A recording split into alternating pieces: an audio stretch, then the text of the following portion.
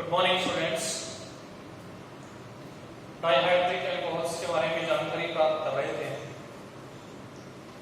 Dihydric alcohols में किसी भी कार्बोनिल यौगिक से दो OH समूह जुड़े होते हैं।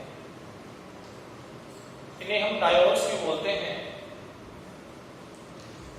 ये स्वाद में मीठे होते हैं, अतः हम इन्हें ग्लाइकोल भी कहते हैं।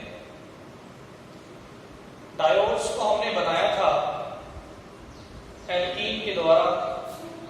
जब एल्कीन पर हम बेयर विकर्मक जो कि होता है KMnO4 का 1% क्षारीय विलयन, इसकी उपस्थिति में जब ये विलय करता है तो इसका जल अपघटन होता है और इस ऑक्सीकरण की उपस्थिति में हमें इथाइलिन ग्लाइकोल प्राप्त होता है।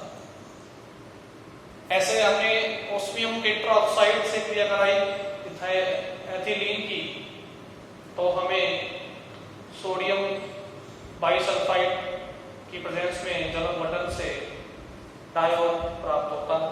ये भी हम पढ़ चुके हैं बनाने की विधियों में। फिर हमने एथिलीन डाइब्रोमाइड से सोडियम कार्बोनेट के जलीय विलयन में उसको डाला तो भी हमें डायोल प्राप्त हुए।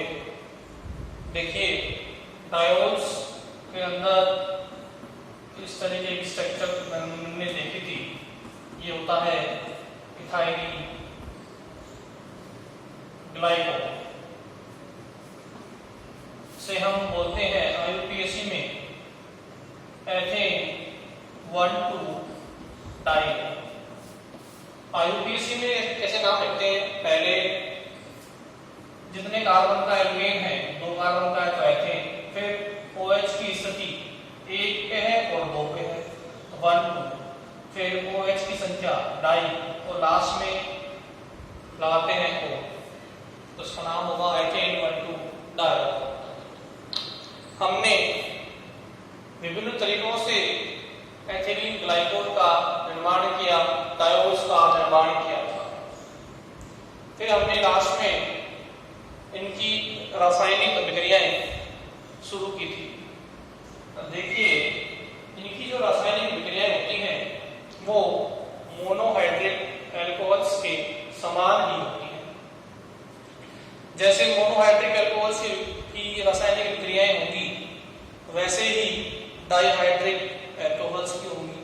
बस अंतर इतना सा है कि वहां ये विक्रिया एक बार होती है क्योंकि उनमें एक OH समूह होता है, यहाँ ये विक्रिया 2 बार होगी क्योंकि इनमें 2 OH समूह उपस्थित होंगे। हमने इसका निर्माण किया था एथिलीन से। एथिलीन पर जब बेयर विकर्मक की उपस्थिति में जल का योग कराएंगे 1% KMnO4 का क्षारीय विलयन, कैसा विलयन? क्षारीय विलयन, तो हमें 6 डायोल प्राप्त होंगे इस तरीके से। ऐसे हम डायोल को बना सकते हैं, ये अपने लास्ट क्लास में देखा था। अब हम इनकी रासायनिक अभिक्रियाओं का अध्ययन करेंगे। तो सबसे पहले हमने आपको बताया था सोडियम धातु से अभिक्रिया, ठीक है, रासायनिक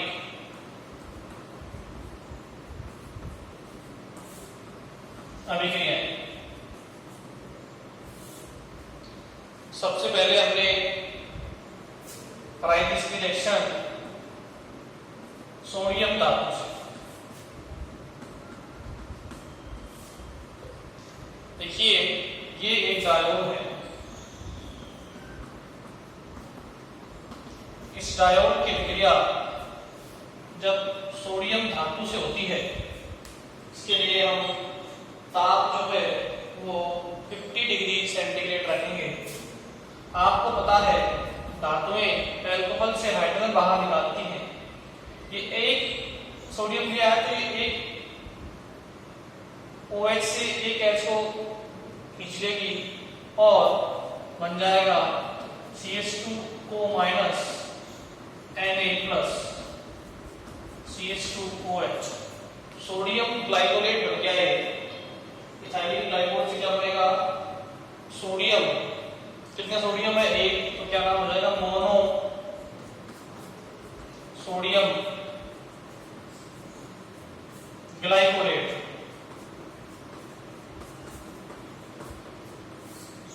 ठीक है, ये बन गया मोनो सोडियम ग्लाइकोलेट।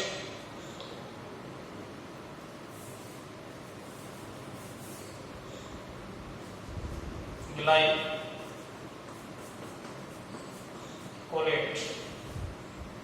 अब देखिए इसमें एक OH समूह और है, तो हम एक Na का अणु और लेंगे, टेम्परेचर कर देंगे लगभग 200 डिग्री सेंटीग्रेड।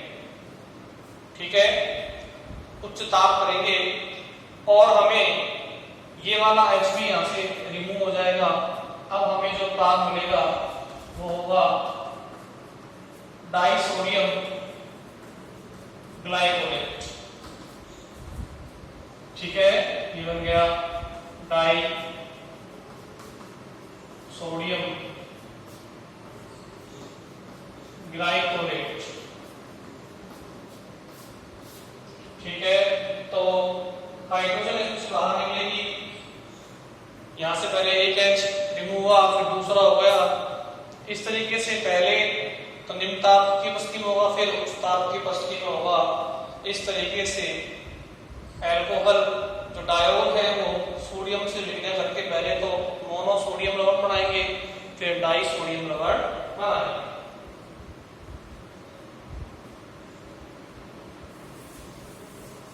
सोडियम धातु से अभिक्रिया के बाद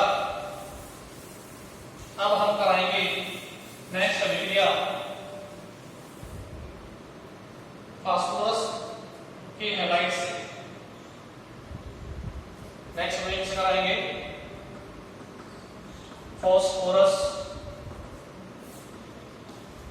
हैलाइड।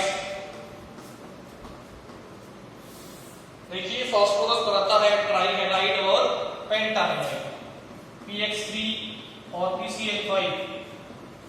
PCl3 बनता है, PCl5 बनता है। जब भी कोई अल्कोहल PCl3 से रिएक्शन करता है तो देखिए इसमें ये रिएक्शन होगी और ये बॉन्ड टूटेगा, ये बनेगा कार्बोकेटायन, यहां से चलेगा Cl, क्या बन जाएगा? RCl। अब कितने Cl है? 3, तो अल्कोहल कितने लेंगे? 3, तो क्या बन जाएंगे? 3RCl। बाहर क्या निकल जाएगा? H3PO3। ठीक है, ये ऐसे मोनोहाइड्रिक अल्कोहल्स जो है जब भी PCl3 से विक्रिया करेगा तो क्या बनाएगा? एल्किल हैलाइड बनाएगा। ठीक है, ऐसे ही देखो हमने डायोल लिया,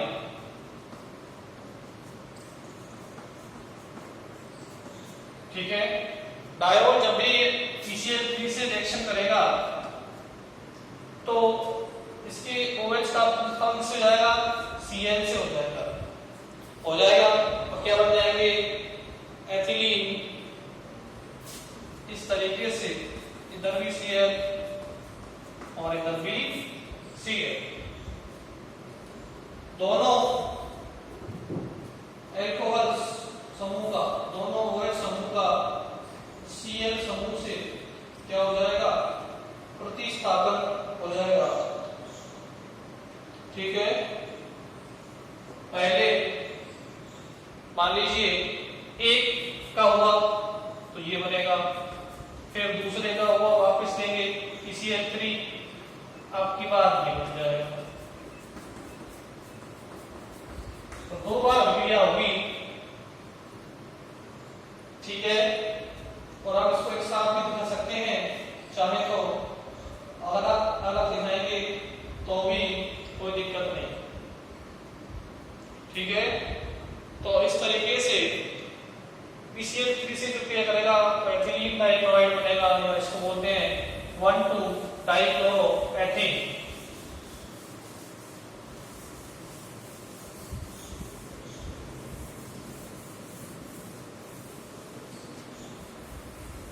अब देखिए,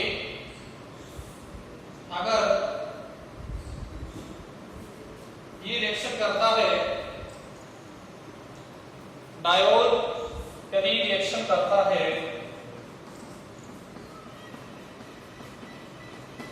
Pi3 से, इसको हम अधिक मात्रा में लेंगे तो दोनों OH समूह का प्रतिस्थापन किससे हो जाएगा? आयोडीन से हो जाएगा और ये बन जाएगा। ये जो बनता है डाई आयोडोएथेन, ये क्या होता है? अस्थायी। इसको आगे जब ये अस्थायी है तो इसमें से क्या होगा?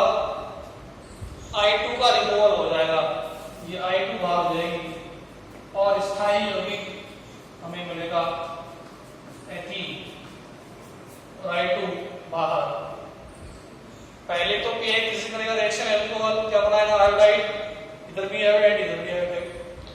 फिर ये अस्थायी है, इसमें से आयोडीन बाहर निकलेगी और हमें एल्कीन प्राप्त होगी। ये क्या है? एथीन। तो फास्फोरस ट्राईआयोडाइड से ये विक्रिया करके एल्कीन का निर्माण करता है। इस विक्रिया में आयोडीन गैस बाहर निकलती है। तो हैलाइड्स का निर्माण करते हैं डायोल्स, जब भी ये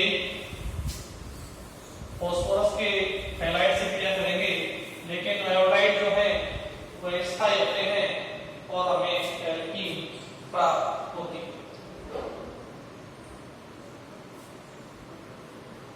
नेक्स्ट रिएक्शन है अम्लों के साथ अभिक्रिया। इसके साथ अम्लों के साथ अभिक्रिया। आपको पता है अल्कोहल जब भी अम्लों से विक्रिया करता है तो बनाएगा एस्टर, ठीक है। और हमने देखा था ये इथाइलिन ग्लाइकोल है, ये करेगा रिएक्शन एसिटिक एसिड से CH3COOH। अब देखो अल्कोहल देता है H, एसिड देता है OH, वाटर बाहर हो जाएगा। अम्ल की उपस्थिति में ये एसिटिक अम्ल है, इसका नाम क्या है? एसिटिक अम्ल। वाटर बाहर होगा और OCO CH3 CH2O था, उससे कौन जुड़ गया? ये CO CH3 मोनोएसिटेट मिल गया, ठीक है। तो वाटर बाहर निकल जाएगा और हमें मिलेगा ग्लाइकोल मोनोएसिटेट। इसको बोलते हैं एसिटेट, CH3COO को ग्लाइकोल, इसका नाम है मोनोएसिटेट।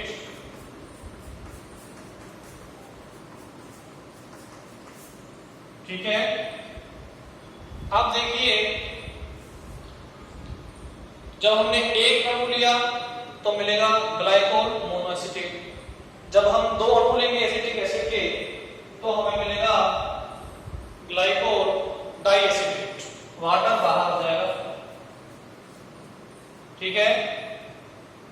अब हम एक अणु लेने पर तो ये बनेगा, हम दो अणु लिए तो हमने दो अणु लिए एसिटिक एसिड के प्लस CH3, ये वाटर बाहर। अब हमें मिल जाएगा ग्लाइकोल डाइएसिटेट COCH3, ये बन गया बाहर। दो वाटर के अणु मिल जाएंगे और मिल जाएगा ग्लाइकोल डाई एसीटेट, ठीक है।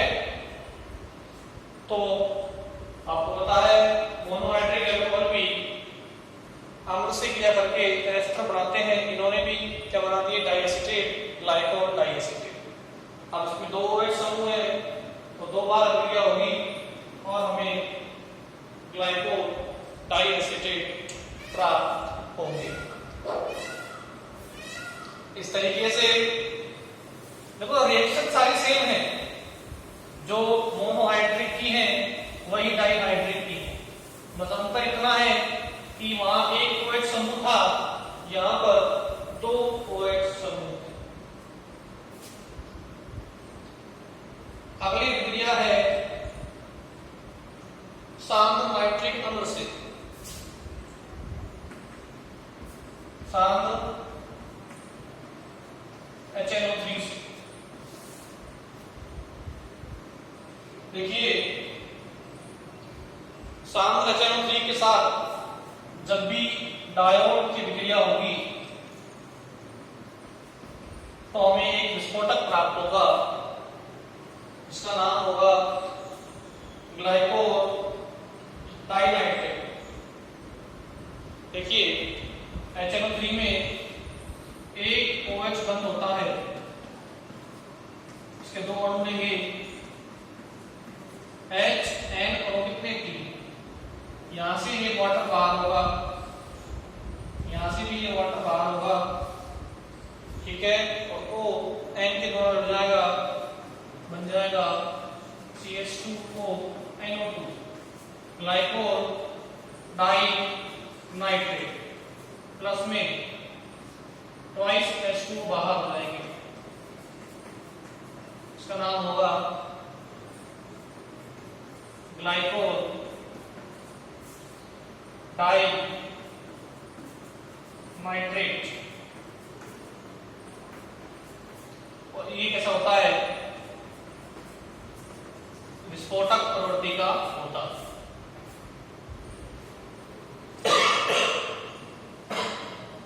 ठीक है, तो ग्लाइको नाइट्रिक अम्ल से विक्रिया करता है तो एक विस्फोटक का निर्माण करता है ग्लाइको डाइनाइट्रेट, और वाटर जो है वो बाहर निकल जाए।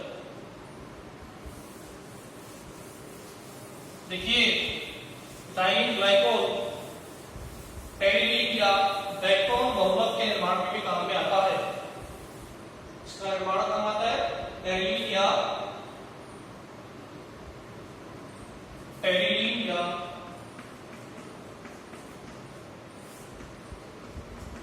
बैकबोन बहुलक के निर्माण में भी काम आता है। कैसे देखो, बहुलक में कई इकाइयां भाग लेती हैं। देखो ये हमने इथाइलिन ग्लाइकोल ले लिया, इससे करेगा रिएक्शन टरफैलिक एसिड। अब टरफैलिक एसिड क्या होता है, ये देखिए टरफैलिक एसिड में 2 एसिड ग्रुप होते हैं इस तरीके से। अब इधर भी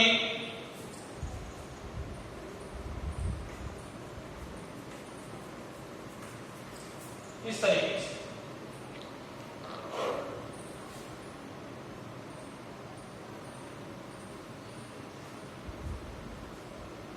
अब देखिए यहां पर थोड़ा सा ऑफ जा रहा है,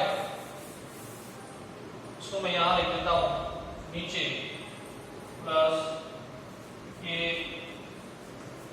CH2OH।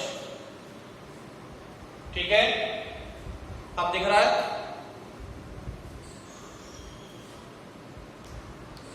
अब देखो होगा क्या, ये इसका नाम है टरफैलिक अम्ल। ये यहां से इस तरीके से वाटर बाहर निकल जाएगा और ये दोनों इकाइयां आपस में जुड़ जाएंगी। तो कहने का मतलब ये है, इधर से भी OH एसिड का OH काम में आ रहा है, इधर से ग्लाइकोल का H काम में आ रहा है। तो यहां से भी देखो ये H बाहर निकलेगा, ये किसी और अणु से संयोग करेगा और हमें एक बहुलक प्राप्त होता है, वो CH2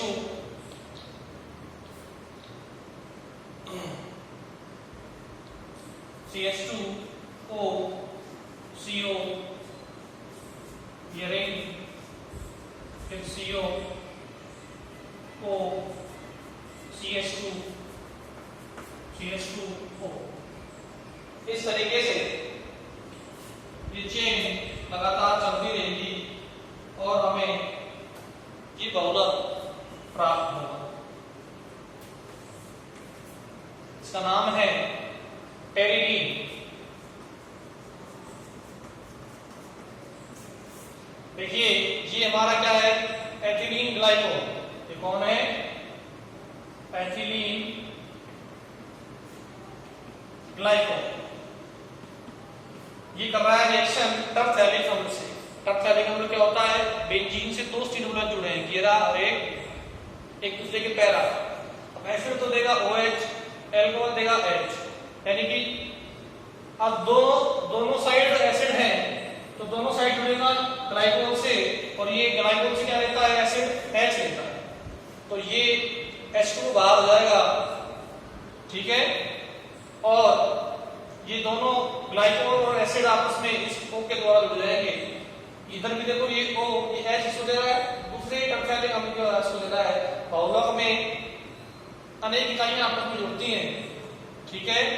इस तरीके से ये हमें टेरिडीन या डेक्टरॉन का निर्माण एथिलीन ग्लाइकोल और टरफैलिक अम्ल से होता है। तो एल्कोहल तो देता है इसमें H, तो H देता है इसमें OH। इस तरीके से ये बहुलक एथिलीन ग्लाइकोल से बनता है, जो एक डायोल।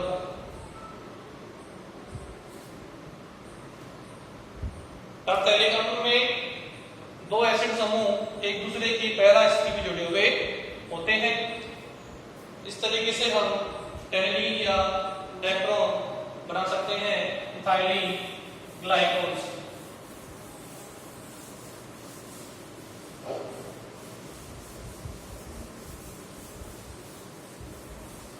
नेक्स्ट रिएक्शन है ऑक्सीकरण।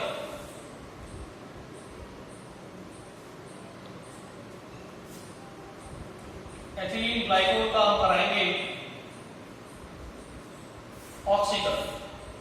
जब भी मोनोहाइड्रिक एल्कोहल्स का ऑक्सीकरण होता है तो देखिए प्राथमिक एल्कोहल के ऑक्सीकरण से हमें मिलते हैं एल्डिहाइड, द्वितीयक के ऑक्सीकरण से हमें मिलते हैं कीटोन, ठीक है। अब देखिए हम सबसे पहले तनुनाइट्रिक अम्ल से, इससे जो ऑक्सीकरण काम में लेंगे इसके लिए वो लेंगे तनु HNO3, लेड टेट्राएसीटेट,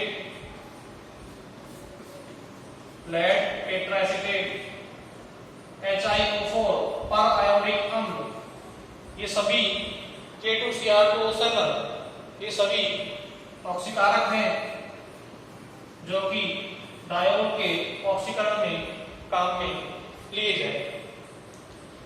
सबसे पहले हम तनुनाइट्रिक अम्ल को काम में लेते हैं। तनुनाइट्रिक अम्ल से इसका ऑक्सीकरण कराते हैं। देखिए आपको पता है डायोल होता है ये, जब भी इसका ऑक्सीकरण होगा तनुनाइट्रिक अम्ल से तो ऑक्सीकरण में देखो क्या होता है, हाइड्रोजन बाहर निकलती है। इधर कौन है, ऑक्सीजन, तो H2 यहां से बाहर निकलेगी, वो यहाँ पर है, क्या बाहर हो जाएगा, H2O बाहर हो जाएगा। इधर क्या बन जाएगा, C, 2H बाहर हो गए तो क्या बच जाएगा CHO, इधर बच गया CHO, इधर क्या रह जाएगा CH2OH, ये बन गया ग्लाइकोल एल्डिहाइड। अब इसका फिर ऑक्सीकरण होगा। इस एल्डिहाइड का दो तरीके से ऑक्सीकरण हो सकता है। इस एल्डिहाइड का दोबारा ऑक्सीकरण होगा। अब इसमें एक और देखिए एल्डिहाइड ऑक्सीकरण से क्या बनते हैं, एसिड, तो ये बन गया इस तरीके से एसिड। इसका नाम है, इसको हम बोलते हैं ग्लाइकोलिक अम्ल। क्या बन गया, ग्लाइकोलिक अम्ल। अब देखिए ये ऑक्सीकरण दो तरीके से हो सकता है। अगर एल्डिहाइड का ऑक्सीकरण हो रहा है तो बनेगा एसिड, अगर इस क्या बन जाएगा, जैसे यहाँ पर इसका वाला ऑप्शन होगा एक एच यहाँ से एक एच यहाँ से, इधर भी क्या बन जाएगा CHO, तो CHO इसको बोलते हैं ग्लाई ऑक्सेल, तो ये भी बन सकता है ग्लाई ऑक्सेल, इसका नाम है ग्लाई ऑक्सेल। ठीक है, दो कंडीशन है, अगर एल्डिहाइड का ऑक्सीकरण होता है तो बनेगा ग्लाइकोलिक अम्ल, और अगर इसका ऑक्सीकरण होता है इस प्राथमिक एल्कोहल का तो बनता है ग्लाई ऑक्सेल। ठीक है, तो तनु नाइट्रिक अम्ल की उपस्थिति में या तो बनेगा ग्लाइकोलिक अम्ल, ठीक है, या फिर देखिए ऑक्सीकरण हो गया, ये बन गया ग्लाई ऑक्सेल, ग्लाई ऑक्सेल का फिर कराएंगे ऑक्सीकरण, तनु नाइट्रिक अम्ल से प्राप्त है ऑक्सीजन लगातार। अब इसमें एक कोड हो जाएगी CHO से क्या बन जाएगा COOH फिर CHO। अभी भी एल्डिहाइड समूह उपस्थित है एक और, तो इसका भी ऑक्सीकरण हो सकता है, तो इसका भी और फर्दर ऑक्सीकरण कराया, ये भी बन जाएगा किसके अंदर एसिड के अंदर, तो हमें अंत में क्या मिल जाएगा ऑक्सैलिक अम्ल, इसका नाम है ऑक्सैलिक अम्ल। तो तनु नाइट्रिक अम्ल की उपस्थिति में ऑक्सीकरण से हमें जो उत्पाद मिलते हैं वो ग्लाइकोलिक अम्ल भी हो सकता है और ऑक्सैलिक अम्ल भी हमें प्राप्त होता है। ठीक है, तो इस तरीके से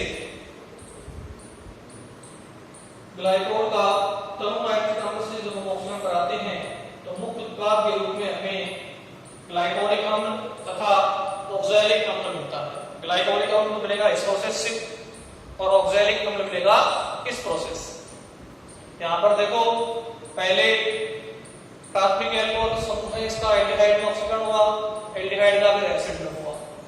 ऐसे ही देखो यदि ये प्रोसेस यहाँ से स्टार्ट हो रहा है, मान लीजिए यहाँ पर जाके एल्डिहाइड का ऑक्सीकरण ना हो, किसका ऑक्सीकरण हो प्राथमिक एल्कोहल का, तो बनेगा ग्लाई ऑक्साइड।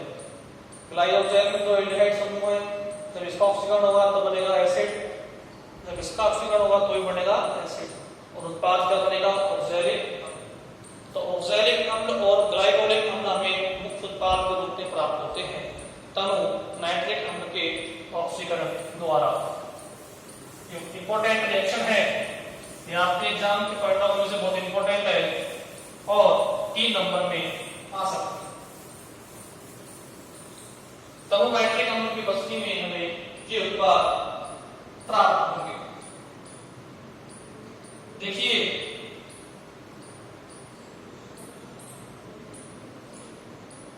ये जो ऑक्सीकारक है लैक्टेट, ट्राइसिटेट, HiO4, K2Cr7, इनसे जब भी ऑक्सीकरण होगा तो ग्लाइकोल का तो उसको बोलेंगे ऑक्सीकरण युक्त विखंडन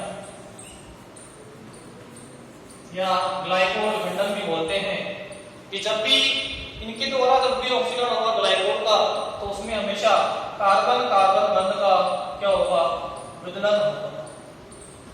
इसे हम क्या बोलते हैं ग्लाइकोल विदलन भी बोलते हैं। क्या बोलेंगे इसको हम ग्लाइकोल विदलन भी बोलते हैं। जब भी ये ऑक्सीकारक हम काम में लेंगे तो कार्बन कार्बन बंध का क्या होता है विदलन होता है। क्या होता है कार्बन कार्बन बंध का विदलन होता है। ये प्रबल ऑक्सीकारक होते हैं लेड टेट्राएसिटेट, परआयोडिक अम्ल, पोटेशियम डाइक्रोमेट, और ये सभी क्या करेंगे ग्लाइकोल के अंदर कार्बन कार्बन बंध का विदलन करेंगे। देखिए आज की क्लास में हमने सबसे पहले ग्लाइकोल की रासायनिक विक्रियाएं देखी थी। इसमें हमने सबसे पहले PCH3 से विक्रिया कराई जिससे हमें मिले डाइक्लोराइड्स।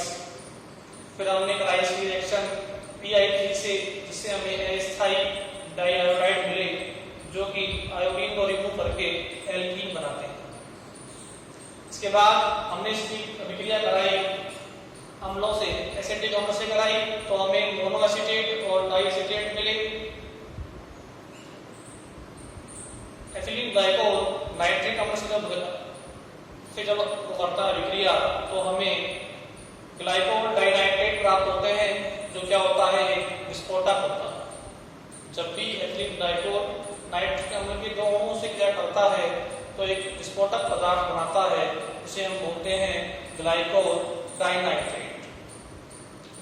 इसके बाद हमने एक बहुलक का निर्माण किया टेरिलीन का, इसके अंदर एथिलीन ग्लाइकोल टर्फेलिक अम्ल से जुड़ता है। एन इकाइयां एथिलीन ग्लाइकोल की और एन इकाइयां टर्फेलिक अम्ल की जब आपस में संयोग करती हैं तो एक बहुलक बनता है, जिसे हम बोलते हैं डेक्रोन या टेरिलीन। लास्ट में हमने ऑक्सीकरण स्टार्ट किया था। तनु नाइट्रिक अम्ल से जब भी ऑक्सीकरण कराएंगे एथिलीन ग्लाइकोल का तो हमें मुख्य उत्पाद के रूप में प्राप्त होगा एक तो ऑक्सैलिक अम्ल और एक ग्लाइकोलिक। ये ऑक्सीकारक है लेड टेट्राएसिटेट पेरियोडिक अम्ल K2Cr7 कि जब भी ऑक्सीकरण करेंगे ग्लाइकोल का तो इनकी उपस्थिति में ऑक्सीकरण युक्त विखंडन होगा, इसे हम बोलते हैं ग्लाइकोल विखंडन या ग्लाइकोल विदलन। इसमें हमेशा क्या होगा, कार्बन कार्बन बंध का विदलन होगा। इससे आगे हम अगली क्लास में डिस्कस करेंगे।